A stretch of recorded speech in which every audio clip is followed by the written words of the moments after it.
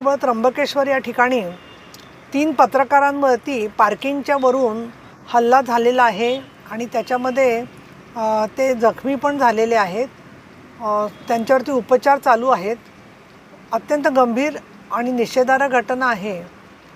एक तर पार्किंगच्या वादावरून ज्या मुलांना हे काम दिलं जातं तर त्या वादांच्या मध्ये बऱ्याचशा वेळेला कोण समोर कशासाठी आलेला आहे याचा विचार न करता मारामारी करायची, फक्त असंच त्यांना जवळजवळ कंत्राट दिल्यासारखं असते परिस्थिती।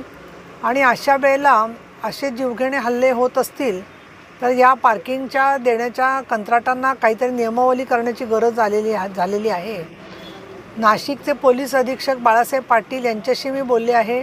तसंच योगेश खरे यांच्याशी फोनवरून विचारपूस केलेली आहे।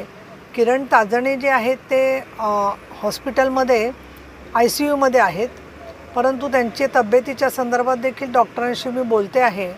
आणि अभिजित सोनावणेंना, किरण ताजणे यांना आणि योगेश खरे तिघांनाही विचारपूस करत असताना तुम्ही जास्त ताण न घेता या सगळ्याचा पाठपुरावा करण्याचं आमचंही कर्तव्य आहे। आम्ही त्याच्यात तुमच्या सोबत आहोत। याबाबत मी स्वतः लक्ष घातलेलं आहे।